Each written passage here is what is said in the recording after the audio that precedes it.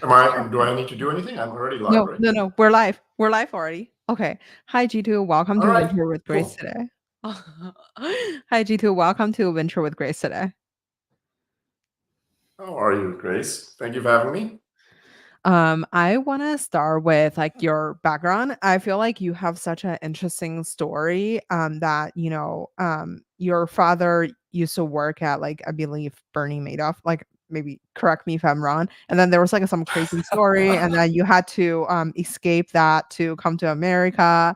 And yeah, why don't we start with like you telling the story? I don't want to butcher the story, but it was such an interesting story. And then you also talk about like having a platform is very impactful compared to you were talking about this person who's selling things in India, like they learn 9 different language, like, and he learned like a different language each year, but like you feel like compared to him versus like people um who are doing sales in Silicon Valley, it's like the only difference is like people here is with a platform, so which is I feel like there was a lot of compact lessons there. So I want you to start with your story. Sorry.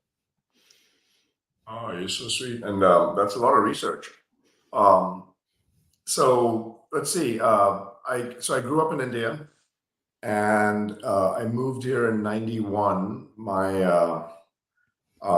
My dad, like you mentioned, was kind of like a high stakes con man, like Bernie Madoff. It was kind of an unfortunate um, thing to grow up with and witness. But I at some point in time, my mother and I decided that this was just it was too traumatic for both of us to stay within that kind of environment. So my mom was a complete angel, so we actually put her up in undisclosed location because my dad was pretty abusive to her. And then I left and moved to the U.S. And I came over to one of my my mother's brother lived here, so like he was kind enough to put me up for a while, and then from there, one thing led to the other, and in life usually a lot of life has a lot to do with luck, and we keep crediting ourselves with all the ability we have, but it's actually largely right time at the right place. And then if you're blessed enough to have the right attitude to be humble about it and take advantage of the opportunity, then you tend to do relatively okay in life. And so I was lucky enough when I came here to meet some amazing people who gave me a helping hand. Mhm. Uh, and one thing led to the other. I got into a good school. I actually started my own business while I was in school. I actually joined a company as an intern. Then a few of us did a leverage buyout of the original investor and then bought the company out. I ran that business for about 17 years. And then I was really getting this itch for like, I want to learn scale because like it was a small company and I'm like, this isn't satisfying enough. So I want to understand scale because one thing that fascinated me about America is the just sheer scale proportion of everything. Like, the thing that was really mind blowing to me when I first came here was um, the consistency across the entirety of the country. Mhm. There's when you go on an expressway, the signs are all the same. It's Mhm. the same sign, kind of signage. When you go into a strip mall, it has kind of similar stores anywhere. And so there was this level of consistency that just fascinated me. And it said, wow, these businesses had to think so large to be able to go into every single place. Mhm. So I wanted to learn scale. And the best place to learn scale is software because you make something once and you sell it billions of times. And so I moved to Silicon Valley, joined a company called EMC, which is now owned by Dell. I Mhm. was in their software group and the CTO there. Did a bunch of roles, so CTO for a while, then CMO. Then I ran a business for them that we had acquired as CEO and GM. And then when Dell was acquiring EMC, we carved out that business and sold it to private equity. And then I joined Box, which was a competitor, but I knew Aaron Levy for a while, and he's still one of my best friends. And did that. stayed there for 5 years, and then I was actually going to take a job at another company, and then Chuck called me like 9 days before I was going to take a job and just gave me this opportunity that was hard to refuse. And it's been a great ride at Cisco. Been very, very fortunate to be here. And before you know it, it's like everything works out. I have a wonderful 13-year-old daughter. I have a great family. So it's hard to look back and kind of feel bad about anything that happened, because all of those things kind of were building blocks towards where we actually end up being at the end of it. Mm. I wonder when you were thinking about like I guess like I feel like your story is super fascinating and I wonder how did you kind of like plan out your career early on and um you're like overall, I feel like you're very like badass in terms of like how you built your own company as well as like you're building your own career. Like, you're very successful. You're on the board of JLL as like a person who used to work in real estate. I feel like it's a pretty big deal.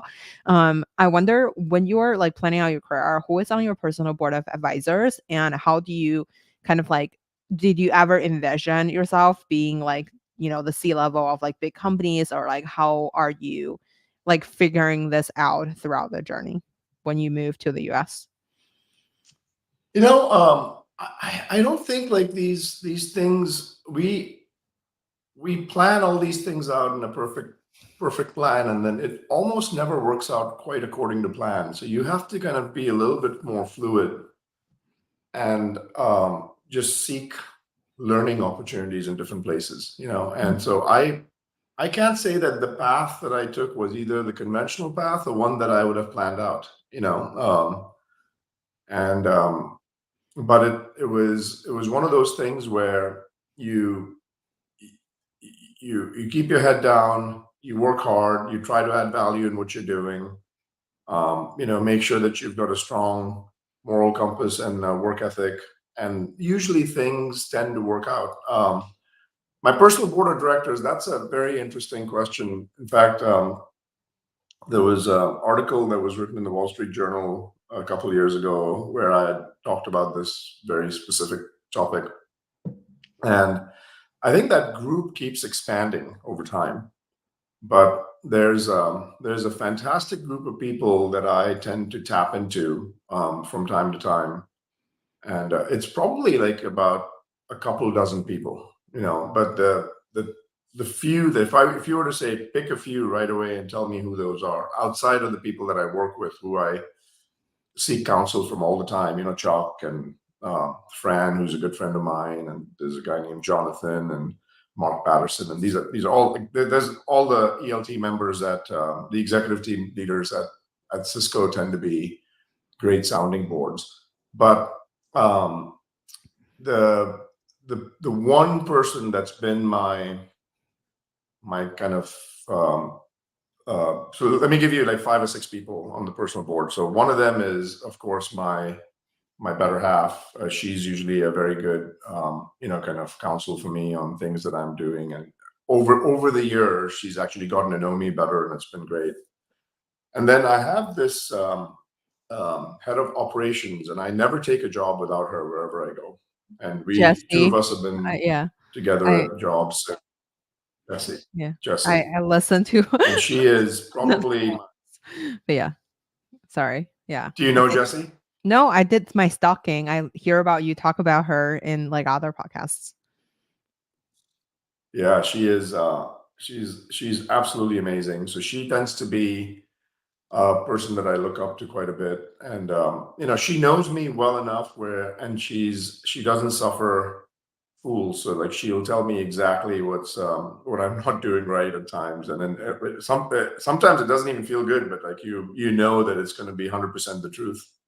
And she's got the perfect balance of boosting me up when I need it, and bringing me back to earth if I start flying too high. So Jesse is one. I think um, Aaron Levy is a great one that I actually look to quite a bit. We have dinner almost every month. In fact, I'm having dinner with him tomorrow night, and what he brings to my life more than anything else, besides perspective is laughter. Like, I probably laugh the most with anyone that I laugh with. He just makes things lighthearted. So that he's a great guy. There's a guy named Tor Miran, who was the head of marketing at Apple. There's Jeremy Burton, who was one of my bosses. There's Rick Devenuti, who's my coach, who used to be my boss. And then, there's a bunch of other folks that I would look to. And I think Chuck over the years has gotten to be a great person that I will ask personal advice from as well from time to time. And he's been a fantastic kind of, you know, uh, personal board of director for me. So I think, look, we all kind of stand on top of other people's, giant shoulders and kind of get ahead. And I think these are all, I'm very fortunate to have. Oh, there's one other person, which is my chief of staff, Sheer. She used to be my assistant and has now gotten to know me so well, and she travels with me quite a bit. And so, I tend to look to her for a lot of things, especially if I start neglecting myself, and if I'm not working out, if I'm not being healthy, like she's going to be the one that'll actually get me straight in no time. So, Mm. very lucky to have a lot of people around me. One of my very good friends, Natasha, is a great person to that I seek advice from. One of my nieces, Ami, is fantastic. One of my other friends, Ami, is great. So like, there's so many people that you can kind of. I have a lot of coaches. That's the way I put it. Mm. Okay, so let's talk about like the skills, right? Like if someone wants to be the EVP of Cisco one day, what's your advice on like what kind of skill they need to acquire early on in their career? And you had the entrepreneurial journey, you joined a startup that's fast growing. Eventually you went back to like a big company. I wonder, how do you kind of succeed in a small like, basically, number 1 is, like, how do you pick the right startup to join? And number 2 is, like, when you join Cisco, like, how do you kind of, like, quickly leverage what you have learned at the smaller company to, like, basically, like, run your current division? I would say that don't aspire to be a title, but try to make sure that you get a certain set of skills that can be portable to any title. Because the reality is at some point in time, getting too fixated on a title, you might or might not get it. But it's important to learn like what are good leadership traits to have in complex jobs, and if that gets you going, then it's kind of worth kind of exploring that side of it. In my mind, like the things that I tend to be most, um, I tend to gravitate to most are um, impact and learning. So if you can have an outsized impact with the body of work, with the time that you can put into this, look, a job is a pretty uneven trade between an employer and an employee. The employer gives you money, Mhm, you give them your time. Money is replenishable, time is not, right? And so when you think about it, that trade is pretty uneven. The employee is giving more than the employer, and when when you when you decide that you're going to give more into the job than what you're going to get, what you have to be very careful about is, am I going to get enough out of it fulfillment wise? mhm, And so you have to make sure that you've picked a job where you think you can have an impact, where you have instinct about the problem space that you're trying to solve something in, where you actually get energized about it, because there'll be days when you're going to hate your job and you're going to need to get in, and the only thing that'll get you in is the ability of enthusiasm you have for the mission that you've actually got, that you've signed up for. mhm, And so, and the team of people that you work with, I think all of those things tend to be more important. And I'd say that, in my mind, if you were to say your question of like what kind of startup would I pick, I typically have, whether it's a startup or a big company, I tend to have like a rubric of 6 things that I look at, mm, and they all have to be there for a company to get to be great, mm, right? And if it's a startup where it's prior to these 6 things happening, you have to make sure that you can at least see a pathway to these 6 things coming true. mhm, And they're in descending order of importance, but you need all 6. So mhm, number 1 is timing. You have to have the right timing. The great products have been built at exactly the wrong time and not seen light of day. Mhm. So timing's most important. Number two is a market. You have to be able to go attack a large market, a chunk at a time. And so market's really important. The third is team. And a lot of times people debate out, like, is team more important than market, or is market more important than team? You know this being in venture. A great um, market with a mediocre team will pull you up, and a crappy market with a great team will bring you down. Market always wins. So I actually Mhm. feel like it's timing, market, team. Team is number three. And when I say team, I mean you have to have a group of people that you're working with that round you out. That not everyone is a Michael Jordan in a basketball team. Mhm. You got to make sure that you get rounded out. So three is team. Number four is product, which I think is the heart and soul of a company. Mhm. You have to make sure that you're proud of the product that you're building, and that you actually are able to get to a point where you're going to be able to take products that you're proud of in the market. Mhm. I actually think it's fundamentally unethical to take mediocre products to the market and peddle them out, because there's way too many bad products already. Number five is brand. One of my mentors had once told me, like, Jeetu, don't ever go to a company who's lost their core brand essence, Mhm. because it's very hard to resurrect back. It's okay if you don't have the product right, because you can go fix that. You cannot fix a damaged brand. You have to make sure that you have trust of the customers. And then number six is distribution. If you don't have distribution, you can't get your product or service to the hands of millions of people.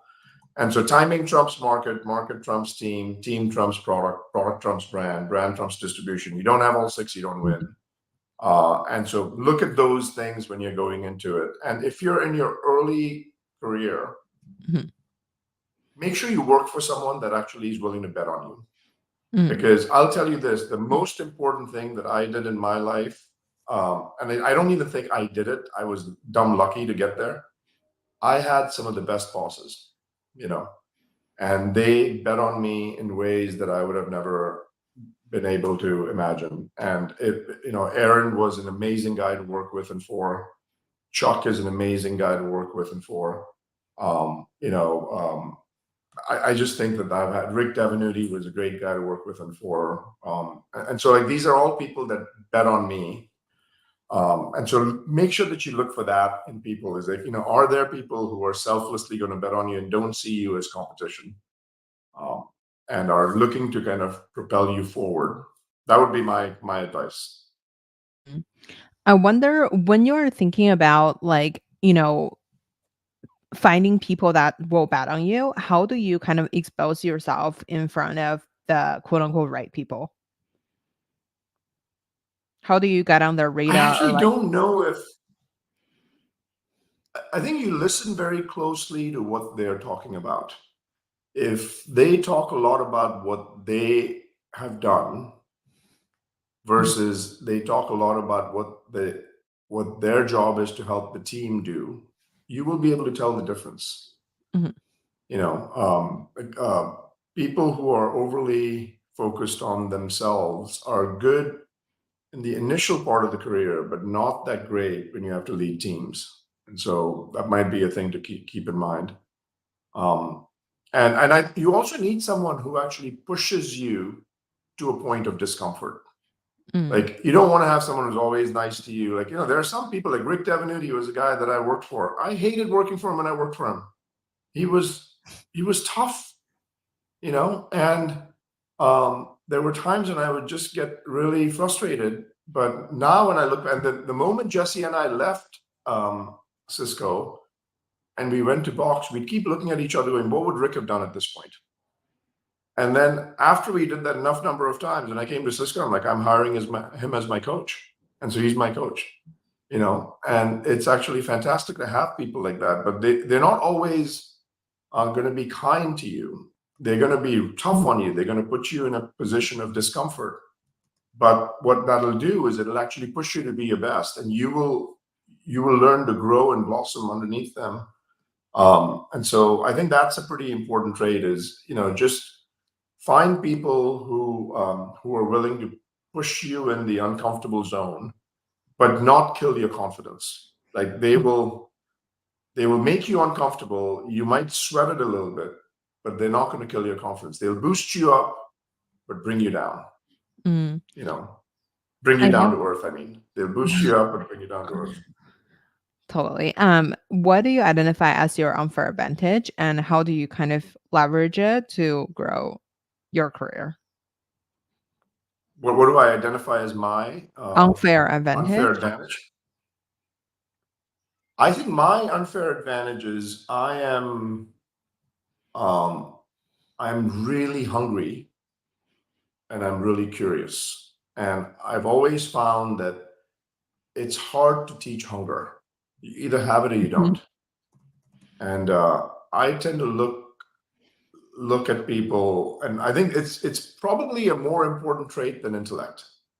Mm. And if I look at myself, I'm probably not the smartest guy in the room, but I'll definitely tell you that I'll outwork anyone.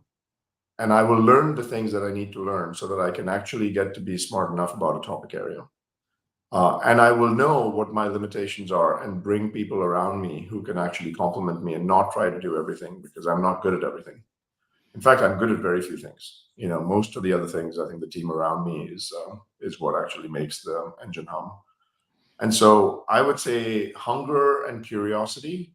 And the third one I'd say is probably just the slight gift of communication. I think helps, because if you're a strong communicator, you can actually bring people along. And so that was one that I think over time I've gotten better. I wasn't necessarily as good in my earlier career, but I had a lot of people around me that were good, that actually they pushed me to get better. And so I think, but having strong communication skills is almost kind of a prerequisite these days, in all forms, right? Whether it be social media, whether it be one-on-one, whether it be in a group setting, public speaking, whatever it might be, you have to be able to communicate with people with a level of authenticity. And if you can do that right, I think you'll get the benefit of support from people that will actually um, kind of join the race with you. Mm. So hunger, curiosity, communication, I would say. Um, what is your day to day like? Working as a big executive at a big tech company. I don't, I've a lot of people ask me this question very often, and I don't think there's a common day, because there are days I'm traveling a lot, and there are days I'm working from home, and there are days I'm in the office. But what I do know is, you know, it's largely around um, working with people, pressure testing the work that they're doing, and making sure that um, we can debate out ideas, so that we can, whether it be building a product, whether it be coming up with a go-to-market strategy, whether it be looking at an execution plan, whether it be inspecting the performance that we've had. I think it's important to create a space of intensity, Mhm, um, and um, and truth. One of the things that I think what ends up happening a lot of times in companies is people create their own version of the truth. mhm, And then they start to point to that, saying, okay, look, this is the truth. And it's like, you have to seek the truth. You can't go out and have data. Like, a lot of times people say, well, the data doesn't lie. Actually, data lies all the time. You can take any piece of data and spin it into whatever story you want to spin it into. So it's mhm, extremely important to understand, without the spin, what the truth is and whether or not you're actually succeeding or you're failing. I think most people in most teams aren't intellectually honest about that at all times. And I think the mhm, moment you stop being intellectually honest about that, that's when things start going sideways, because you have to know what's not working and what you want to fix. And that's not a failure on someone's part. It's just a matter of, these things are not working and these things are working. It's just fact, right? mhm, And the moment you start to evade facts, it gets to be very hard to go out and run a business. And so that would be what I would say is super important, is just it's not the what you do on a day-to-day basis. It's about the mindset that you have coming in every single day, which is seek the truth. And that's the one thing that's consistent in any day that I wake up. I'm just seeking the truth. What's working, what's not working, why is it not working, Am I being too generous with myself about the things, the reason why it's not working? Am I blaming it on someone else when in fact the problem's on my end? Those are things that you have to keep seeking and keep unraveling as you go forward. Like keep peeling the onion. Mm. Yeah. Um, I wonder, how do you kind of like set up a KPI for yourself when you first join a company like Cisco or back in time Box? So I think this is a very good question. On anytime I've joined a company, the first 100 days are very consequential. And like a lot of times people, when you ask them, what are you going to do when you first come in for the first 3 months? Like, I'm just going to listen for the first 3 months. I think that's a really bad idea. I think you can listen for the first 30 days. You have to form an opinion and a strategy in the next 30, and you have to make sure that that gets syndicated out to people in the following 30. But what has to happen is there has to be something that is unmistakably you that created positive change that people have to see in the first 30 days, for first 90 days. And why is that so important? Because the moment you wait too long without having any change, people start questioning, saying, what did this person do really? And by the way, I tell this to every new employee that comes into Cisco. Your first 90 days to 100 days, be extremely impatient about starting to figure out a way to demonstrate value that you added because of your unique perspective that you brought to the table. In the absence of that, you will start losing momentum from your peer set. You know, you want to make sure that you let your peers know that you're raising the game for everyone and they are succeeding as a function of you. Mhm, And that I think is a pretty important dimension to, which means when you start thinking that way, you have to say, okay, so what can I do to make their lives better? What can I do to make sure that they achieve their objectives? What am I going to do to make the company better? And those things fundamentally change the momentum that you create around you and the tempo you create around you for then moving forward for the next few years. So I think the first 90 to 100 days, super critical. Don't squander those. You know. mm. I guess, like, how do you find out what part you can contribute and add value, and then how do you kind of like quantify it, so people can like know it's you? I actually think it's just a matter of like what problems, you have to pick one or two problems and then go deep into those problems and work with a team of people and just drive it, you know.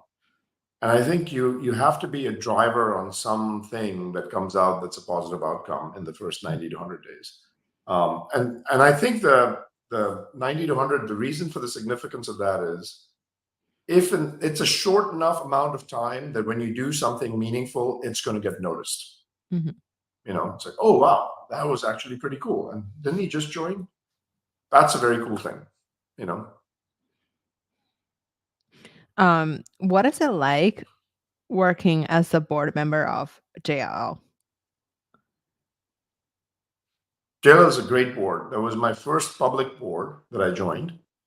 Uh, I was just at one of their board meetings. It's a fantastic board. They are, it's such an interesting business and such a kind of, um, you know, how we have our facilities set up at work and commercial real estate is such an important part of how people spend majority of their day. They spend majority of the day in the office, right? Or at least they used to before COVID. Mhm. And so I think it's a pretty phenomenal business, and highly kind of thoughtful, measured, ethical company. I love their CEO, Christian. He's a fantastic leader. The management team is amazing. Their chairman, Bobby, is a very very thoughtful leader as well. We've got a great board, so I'm very fortunate to be a small part of it for the past 5 years or so. Mm, how like so I guess, how do you ever become like a board member of a public company? Like in most things in life, um, you have to you have to understand why you want to do it.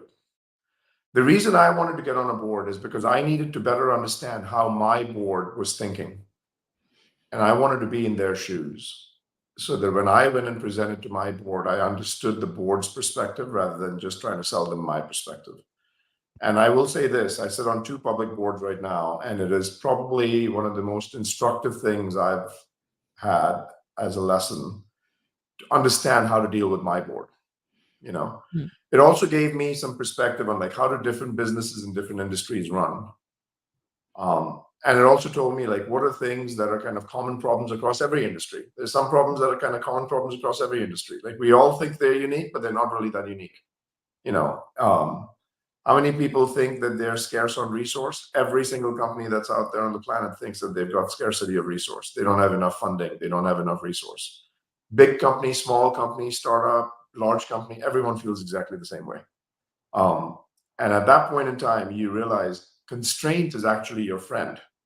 mm, Constraint is not your enemy. You know, it's the abundance that can be given to you that is in fact what your enemy is. And I think most people get into this failure state saying, well, I can't do this because I don't have enough resource. Most great things that got invented in the world happened as a direct consequence of constraint, not as a consequence of abundance. You know, and so we have to make sure that you know that, and that's a common trait across all sectors, all businesses, all geographies.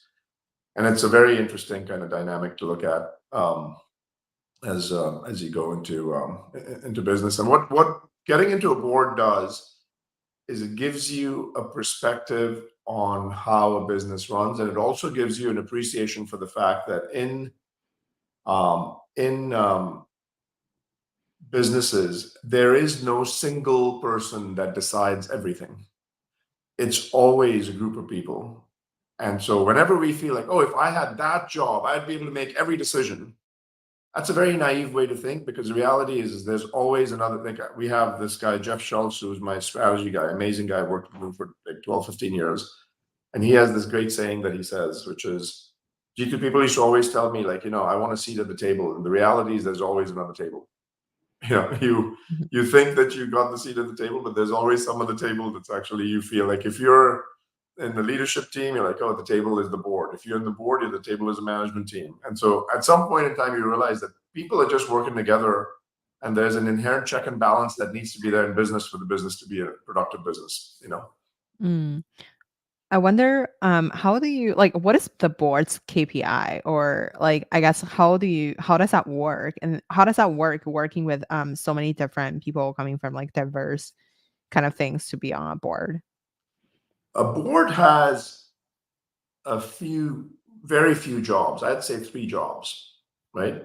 Job Mhm, number one, you have to make sure that you've hired the right leader mhm, and don't tolerate the wrong leader, the mhm, CEO.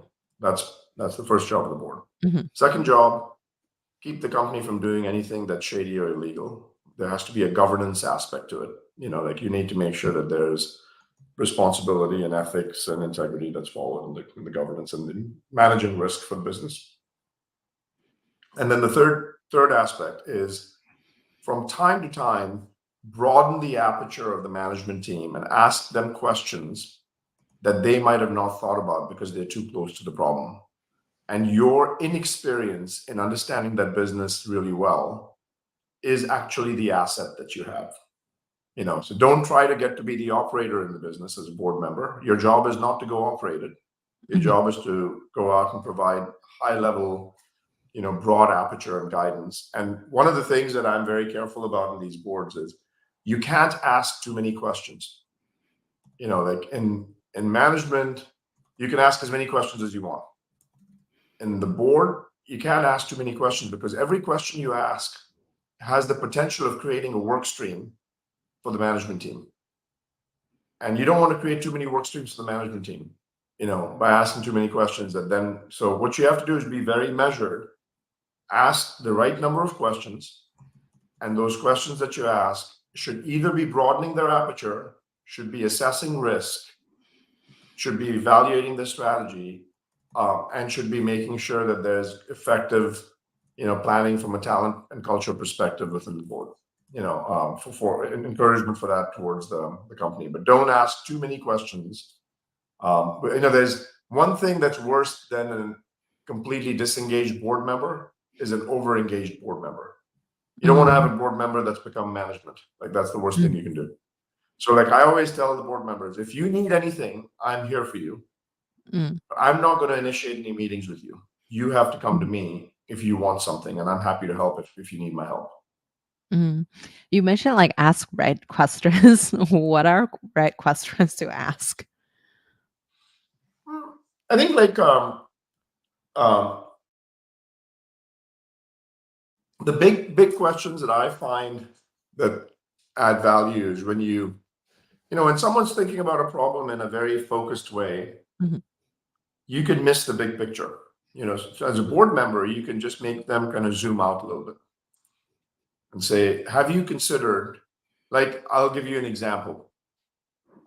If at JLL someone is thinking about a service around how can you go out and make your tenant's life really, really enjoyable, the question to ask is what is happening to the role of the office post post COVID? And that's actually a good question to reset and rethink about. Are your assumptions that you've made about the business still the right assumptions? There's no judgment in that question. It is just a question out of curiosity. What is the right, kind of,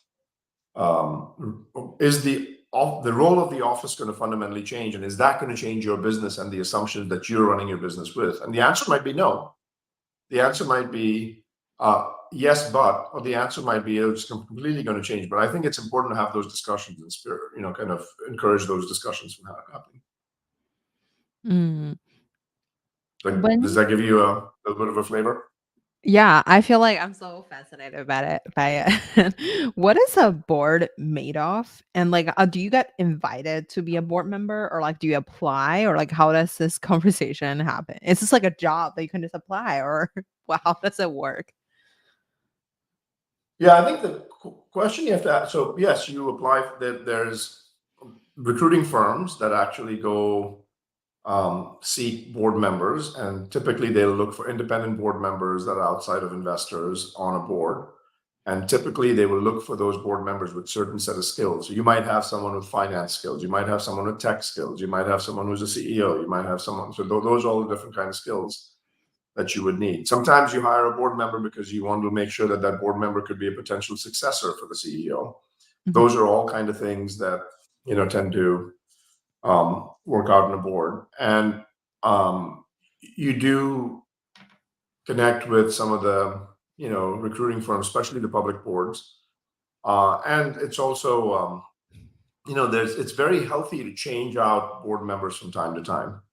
So I think like 7 to 10 years is probably about the stay that you want to have in a board. You don't want to be in a board for 2 years. That's actually a very bad thing to do.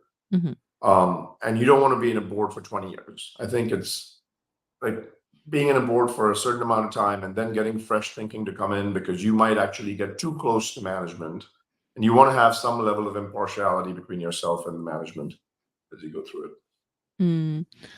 Um, I wonder what are some like key learnings that you took away from being a board member? You mentioned like you wanted to join a board because of you wanted to learn about like how a board thinking about your company. I wonder what was the lessons there. I think how governance happens in large companies is a very important lesson to learn. How you manage, you know, like how you manage succession of CEOs, very Mhm, important. It takes years to build out a succession plan if you do it right. You groom the successors that are there, and you make sure that they can be the next batch of people from which you can pick a CEO. I think succession planning is one of the most important things that a board does as well, because you want to make sure that there's continuity when you go from one CEO to the other in a company. And so one of the big jobs that a board has is pick the right leader for the company. And there's always more risk when you pick someone external. There's always less risk when you pick someone who's internal. And so grooming from within is always a good thing. Now that doesn't mean that you always pick someone internal, but it's always a nice thing to have some options to choose from internally. How committees work, how compensation is assigned for employees, how cybersecurity kind of risk is assessed within a company. It was a super valuable thing. I sit on an audit committee, and sitting down and looking at how cyber risk is evaluated, very, very instructive. So I think those are all the things that and then strategy. How should the capital allocation strategy work in a board? What do you do from how do you make sure that you assign how do you construct the right plan? How do you make sure that there is the right level of ethics in the way that the company operates? All of those things are kind of good aspects to inspect in a company. Mm. When you were, I guess, like You when you're really like the board thing, huh? You should no, like get yourself to sit on a board. You seem like you're oh, very I know, fascinated right? with board Yeah. seats. Oh God. Please tell It's me actually more. not as glorious as you think. It's not like a super high glory job. It's one of those jobs where it's just hard work, but not that much glory, because the CEO is the one that actually gets most of the credit when something goes right, and all that the board is doing is making sure that they're constructing the right governance model in place. What makes a good like public CEO? Like how do people successfully become like a public CEO? In my mind, it is someone who can instill confidence in the employee base, in the customers, and the investor base. It is someone who has a vision. It's someone who has care for culture, someone who knows how to hire the best people, and someone who actually fundamentally understands the value of creating something that's asymmetric and differentiated in the market, for the company. And eventually, a CEO should be measured based on what they have done for the stock of the company.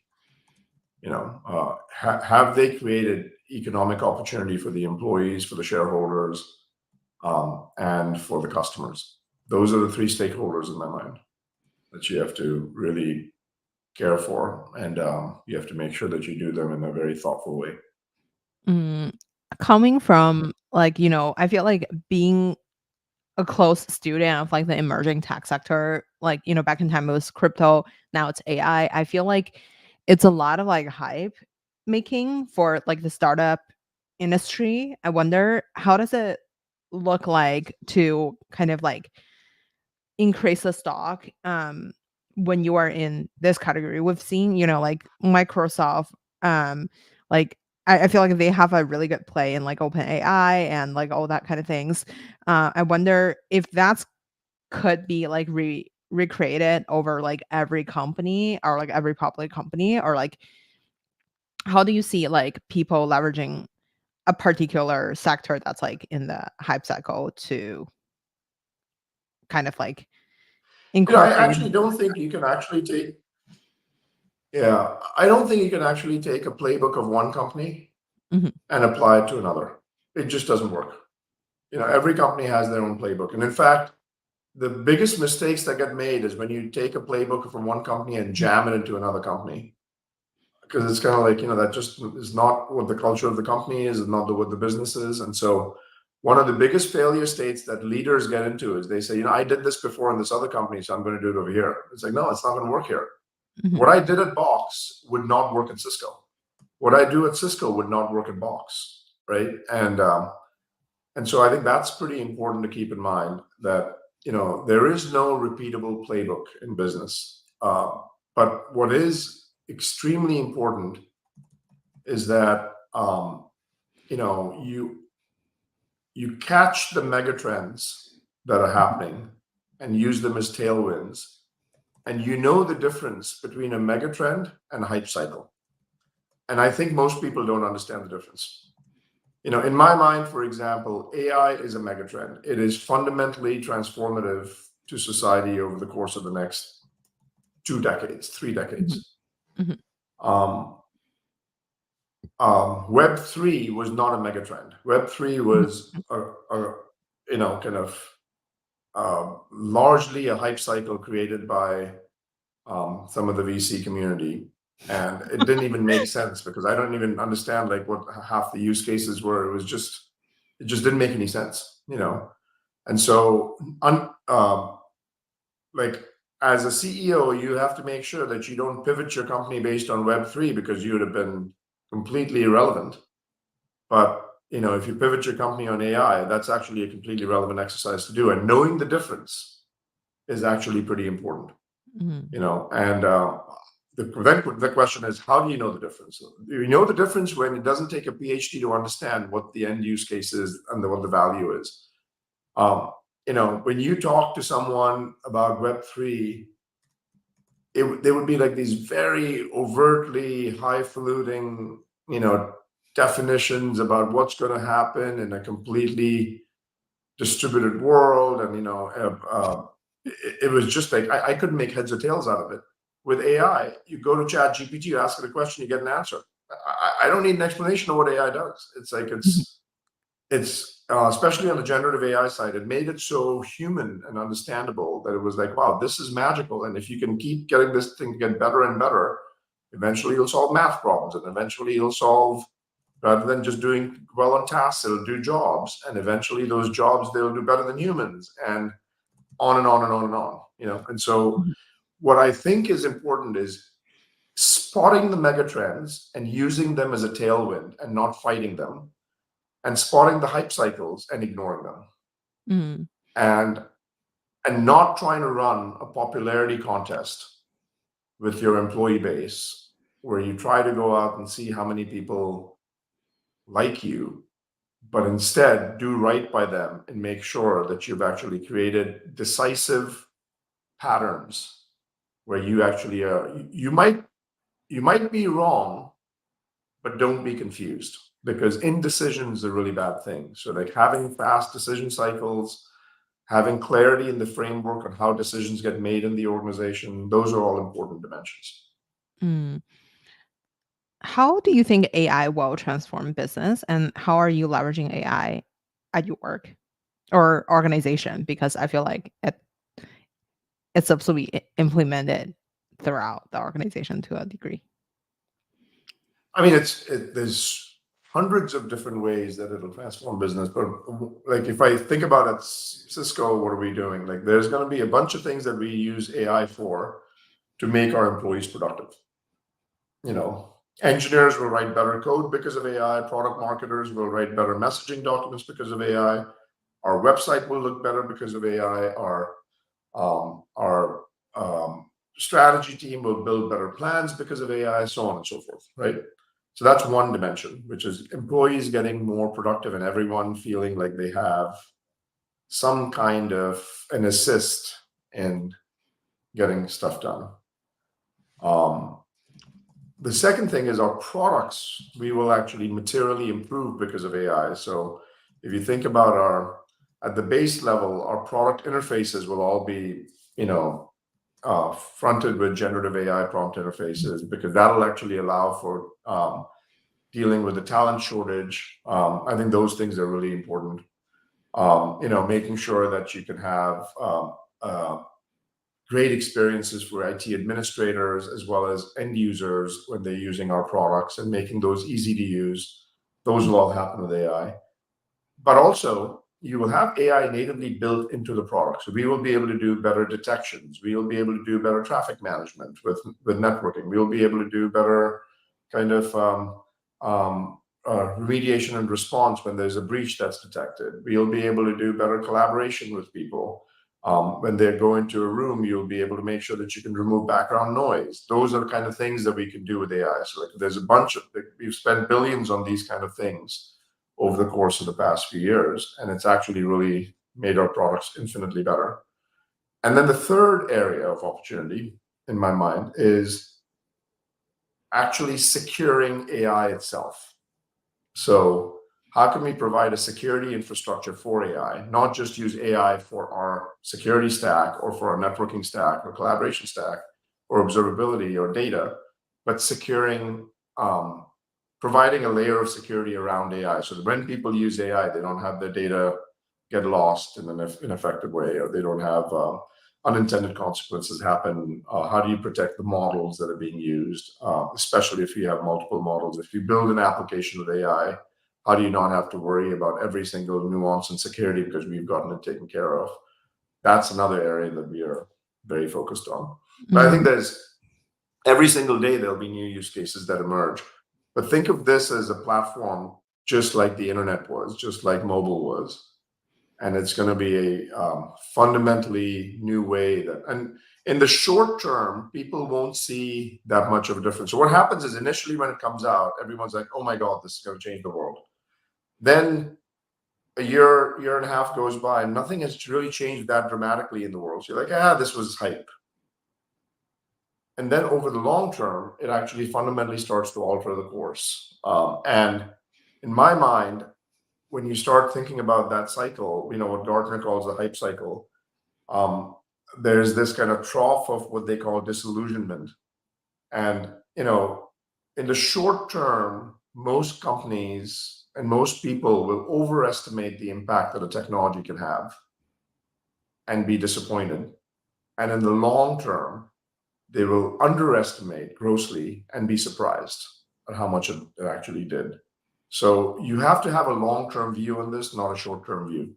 In the past year, Grace, your and my life didn't change that much with AI, but in the next 10 years, I guarantee you that it'll change quite dramatically. mm. You know, How do you think about learning AI as an executive? Like, are you leveraging a certain type of like agency, or like, do you look at the implementation level, or do you like, we had executives came on to be like, hey, we want 30% of your current work to be replaced by AI, and like just ask every mm. employee to use AI on something. Or like they will make it more like basically we cut off your budget or something to like force you to like use AI. Like what does it look like for you as an executive to learn more about like what exactly you should do with it? I think in my mind, the people that are successful executives are perpetual students, and in my mind over here, it's actually kind of in some way, there's a lot of irony in the fact when people ask, how do I learn about AI? When actually the thing that you're learning about is the learning tool. So like literally, if you Mhm. ask ChatGPT or Gemini, teach me about AI, it'll actually write a course for you and give you everything that you need to learn about it. And so when you start thinking about like what the bases are, talking to a lot of people really helps. Talking to customers and finding out what they want to do with it, understanding the technology at a detailed level so you know what the potential of the technology is super important. And you don't have to be a technologist to understand what it does. Mhm.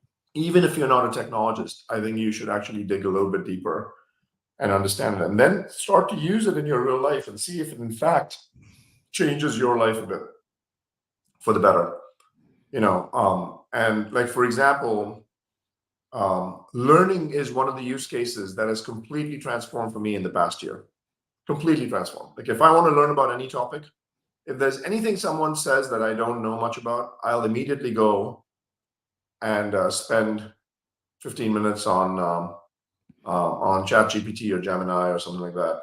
And before I know it, and I'll actually use both and get different answers from both and compare them, and see what I've learned. And it's a fantastic learning tool. So I don't necessarily believe in hiring consultants and doing like agency work to do that. I actually feel there's so much. That's what the internet was built for. Is you've got Mhm. this amazing, you know, uh, availability of knowledge in front of you that you can just absorb. And so now, by the way, what do we tell our employees? One of the big areas that we've encouraged our employees is rather than just building an AI team, everyone should actually be thinking about how they're going to incorporate AI into their body of work that they're doing. Like if you're an engineer and if you're not doing anything with AI, chances are you're probably doing something wrong. I Mm, don't mean just generative AI, but I think making sure that you've got automation being factored into your thinking in AI, into the code in the way that you're doing it. Like it's extremely important that you think about that. Like you shouldn't you shouldn't ignore that. And so that's the way that at least I've thought about it. Mm. I wonder, this is a very different subject than what we chatted before, but I wonder if you're Yeah. in your 30s, like what were you do you remember what you were doing? And then I guess like throughout your career, since like you're pretty senior at your career, how do you separate your career into maybe three different bracket? And how are you like I guess like what were some core learnings in each separate tier of your career? I think my, I was an executive at a pretty early age in the sense that I had responsibility for running the company at a pretty early age since in my 20s. And so, but the big changes were the size and scale of the problems that I was dealing with. So I started out with a very, very small company. When I started, it was like 3 people. And then we scaled that up, but we never scaled it up to be a very, very large company. It's, sub 50 people the whole time I was there. It was like for a while that it got to like 60 or 70 people, but then we had hired too much. Um, so that was the first phase that taught me a lot about how small companies work and how services businesses work. Mhm, Then the next phase was going from there to an extremely large company. So I went from 50 people or sub 50 people. Actually, when I left, it was like 25 people mhm, to 60,000 people. And that was interesting because I found out that humans are still humans, and whether mhm, it's a large company or small company, other than the communication framework, everything else not is not that different as people make it out to be. mhm, You know. Then I went to a mid-sized company, which is Box, which was kind of mhm, like a startup gone public, mhm, founder-led. mhm, Um, and that was quite different from a large company. But once again, eventually I think people are people. Like we have very common motivations, we have very common things. But what it did have was just a complete disregard for hierarchy in that company, in Box. And so mhm, anyone could debate anyone, and that was a really good thing, you know. And then I came to Cisco, and Cisco was the largest of all of the companies. But all the lessons I had learned in all those companies, I was able to apply at Cisco. And the one thing that I think we've probably done best at Cisco is we have operated at speed and at scale. And that's very hard to do. It's either or. Usually you either go fast or you go big. You mhm, never go fast and big. And we've gone fast and big. And actually been quite successful doing that. And that wouldn't have happened had I not had the instinct on how to move fast and the instinct on how to move big from EMC and Box and Doculabs. Like those were the things that actually prepared me for the job over here. And so every job prepares you for the next job pretty well. You know. mm. I Did I guess answer like your question? totally. How are you guiding yourself throughout this journey? What were some like, you know, I guess like maybe motivation shift or like what were some kind of like core lessons or something that like kind of motivates you to becoming bigger and better? My One of my biggest motivations, and I'm not sure if it's the right one because I don't know if she cares about it as much or not, but one of my biggest motivations to make sure that my daughter is proud of the body of work that I did, you know, when I grow up. When I'm done with work and she should look at this and go, oh, you know what dad did taught me something about values on working hard, and I'm going to actually do that as well. I think that would be a good thing to pass on. And so that's a big motivation, which is like I always take a lot of pride in making sure that I am never going to slack off and I'm never going to be, kind of underprepared for something. Like I'm going to give it my all in the job that I do because it's a matter of pride that I take in my name being assigned to something. Mm, And I think a large motivation for that is my daughter and my family and my friends and making sure that they all feel like they're proud of what I've done. I don't care about what the masses think about me, but I care a lot about what the few people that are closest to me think about me. Mm, and think about the body of work I'm doing. So like I need them to be proud. What drives me, frankly, is the easiest thing to do, and sometimes I lose myself on this one, and it's important not to. And Aaron will actually correct me on this one a lot. Jyoti will correct me on this one a lot, which is just enjoy the job. mm, Don't try to get too far ahead of that, because if you just enjoy the job every day and get a little bit better every day, the power of compounding takes over. mm, And so like what keeps me going is just learning a little bit every day, getting a little bit better every day, enjoying the job every day, working with people you like every day, pushing each other, having the debates that are spirited, um, expanding your perspective, not being too tied to your own opinion. Like I think about myself as I'm a guy that has strong opinions that are loosely held, that are mm, easily changeable when you give me new data. You mm, know, like I will flip flop in a nanosecond if you give me a better argument. Um, but um, but it's important that you hold your opinion strongly and can debate them out. mm. On that note, we have a 1-minute fire round for you. Uh, Number one question, what's your favorite book? What's my favorite book? So many, but I would say the one that's taught me the most about business is Clayton Christensen's Innovators Solutions. Mhm, That's probably the book that's taught me the most about business. It's like, every other book has been fantastic, but that book is like for me, the most important book that I've ever read. mm.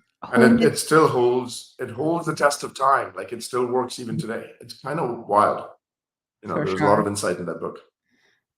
Who made the biggest impact in your career? My mom, my mother, she just passed away a year ago. She's probably made the biggest impact in my life in general.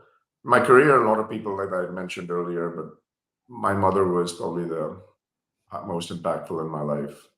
I think my family is pretty amazing.